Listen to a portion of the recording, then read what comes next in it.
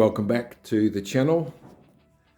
Bob here, and today we're going to go over this Honda Shadow 750, which really has been a budget bobber build with my youngest son. He basically bought the bike and I've done a lot of the work, but we've shared some of the journey together. It's a 2006 Honda Shadow 750, and it's got the shaft drive, which we really like, which we wanted to really make a bobber out of. It's got jockey shifter on it, suicide clutch, foot clutch, just one saddlebag down the side, stock exhaust, stock motor, but lots and lots of stuff sort of done to it and taken off it and changed on it, which we'll go over as we go through the video. So right at the front, you can see that the headlight was changed just to a store-bought sort of custom headlight, and the indicators were changed out to these LED indicators here with an LED correcting relay because they didn't match the back. We trimmed the fender at the front right down. This was the model that had the quite flowing, swooping type of body lines, and they're all in a thick plastic, so they cut down quite easily.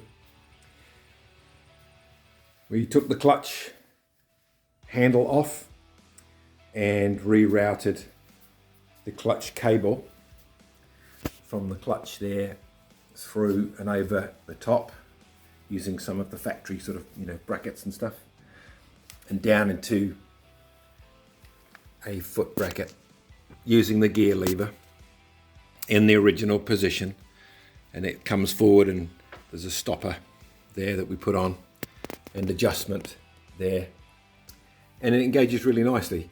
Now we did have to move the gear changer up and out of the casing. Right, it's just a plastic cover, and we've got like a bit of a I guess a boot, a fake leather sort of boot around it. It's all right, but you can take the cover off easily enough as well. We've taken off the head covers and cleaned it all up, make it look quite nice, like chrome little plastic head tops there. Debadged the tank, debadged the side covers as well, so that's nice and sort of clean and clear. Changed the carburetor mount by quite a bit actually, and there's a plate in behind here you can see that it sort of mounts to. That's the original mounting point. That's the idle adjustment cable. That's something I had and we made it adapt. This is like a $2 chopping board from a, like a Kmart type of place, and it just provides a way for the original boot to mount the air filter and then a bit of a cover. It's got a nicer sort of induction sound to it now actually, which is really good. Another thing we did was reroute the cables through the bars. These are Harley Sportster bars, I think, or maybe Heritage bars, and they've come out really nice. It gives a nice sort of bobber or choppery type of riding position, which is good. So I had to reroute those wires and extend them. I bought these little handlebar mount clamps, which went into the factory holes just from a local bike shop that's got lots of great parts for sale. Took the push-pull cable just down to a throttle pulling cable, just down to one. Still got the factory mirror, looks a bit big and hideous, but we'll change that out I'm sure at some point. And the brake cable, obviously the brake hose is just standard, still looks a little bulky, but that's sort of what it is at the moment because we don't want to spend heaps and heaps of money on custom parts really. So the exhaust is stock. Now moving through to the back, the seat obviously is a cut down stock seat, but it's actually worked out pretty good because I was able to make it mount by using a piece of pipe and the front tongue that then goes over the pipe of the actual bike itself, so that actually fits on there quite securely. And again, just at the moment it's a bit of a saving on getting maybe an aftermarket sort of setup, like a little bobber seat or something. And it still actually keeps a lot of its comfort, to be honest, because sometimes those bobber seats look great, but oh man alive, they're pretty killer to ride for a while. The rear fender support up underneath here is from the original, which has like a framework underneath it that we cut right down to match this. This is the rear fender. It's not painted. It's just the, well, it's probably painted from the factory, but we haven't repainted it. Could probably do with some kind of a paint job, I suppose. Needed to make a bracket off the swing arm just to hold the rear support of the framework underneath. Because even though it felt quite sturdy, you would ride it and it would shake a lot. Now the bike used to have some saddlebag supports that were bolted off the side of the fender, which I straightened out and kept the welded end, and then tapped a hole into this bung and bolted it on. It's really stiff and doesn't wobble at all now, which is really great. We cut the supports off that come right back, of course, that hold all the rear end of the bike. Cut those off. Tried to just remove some of the material from in here just to make that distance shorter, just for this bolt to go through for the lights. But those lights work nice. They're just regular bulbs, which is why we needed that relay to fix the flasher. Came with a sissy bar on the bike, and the budget, you can see the sissy bar is in two pieces in behind, but bolts on the main axle bolt.